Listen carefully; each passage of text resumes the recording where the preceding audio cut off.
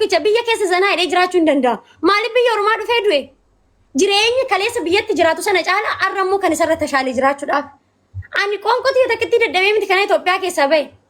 Kanan kalee jiraadurra arra tashaalee mul'achuun barbaada. Namni kamiyyuu mana shintibeetii mana madaamii keessa dhaabbatus kan suuqii Oromaa keessa dhaabbannus jaalannee miti jijjiirama mataa keenya tenneeti. Nama fayyaadha carraa guddaa qaba muube si wal baruu isaatu carraadha isaaf. Odoo beekee si wal baree si faana haasa'uun muubeen bakka ooluun hundoo harka muubee tirayaasi godhatee irra ciisu miti bakka muubeen ga'u isaatu isaaf carraadha. Ana carraan kee tokkichi si carraan kee lammataa arraasiin nagee maatii Orooti. Biyya fagoon irraa jiraatte gaafa na gorsitanillee sin dhagee sin jalaa gadi jedhee akka abbaatti sin kabajee akka obbolaatti sin jaaladhee si faana sinitti hirkadhee boota kana ga'e. Nama fayyaa qabu muubee wanni hin deeggaruuf hin jiru. Sila nani birrii hin deeggaru jedheeniif gadi ba'ee bilookiin agoonaan isinan dhiisee kaza ibsaatti gaafa geemee ergadhu isa bira jira. Kaza maallaan jedha mul'achi godheen na arrabse.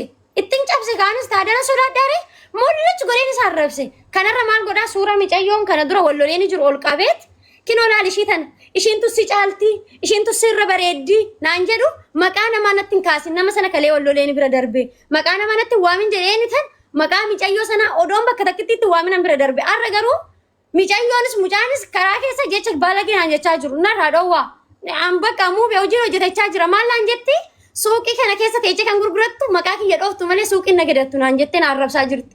Ani Oromoo geetan misikiri ani obsee hin dabarsu kino arrashi amma duraan akkas jettee na arrabsite amma laayifii galtee zanaa itti kino geemishii taphachaa jirti. Ani immoo muubee aarranis giltsiin dubbadda gammannaanis muubee bira dhufee gammachuu kiyyan ibsadha. Fakkeessuu hin danda'u garuu namni keenya fakkeessee jiraata. Muubee narraa dhoowwi mucaa keetis narraa dhoowwi. Isaatu micayyoodha walitti na buusaara. Isaatu micayyoo wajjiniin akkana gooti ishiin naan jechaa jira. Narraa dhoowwa Oromoo bakka ani hin danda'u kana ol nan gurguradda. Ani miskiina rabbiitti hojjedheen jiraadha. Rakkoon qabu biiftuun immoo intala kooti tokko baratti biiftuu koo ani guyyaa tokko ta'us si hojii rakkachuu kootti nan gammada ija nan laaffifne isuma dhuguma nan gammada ija kootiin argechuun nan danda'ama akka intala kooti jechuudha. Engadda yeroo feesbuukii keessatti argu hojii hojjeta saarta mucaan mataan nagaa miti dhaggeeffadhu mucaa ati fidde naan jette ani hin finneem akkuma kana bakkee keessatti maraatee jennaan dhaqee fuudheeni obbira kaa'ee nyaachisee dhussiisee sooma keessa haadha manaa koo fudhee gadi ba'ee bakka ta'e qodaa binnee yeroo dhumnu inni mana taa'ee anaaf haadha manaa koo arrabsaa jira. Mana koo taa'e achumaan deemee obboleessoo deemina irra kalas jedheen nama bira geessi kaa'e.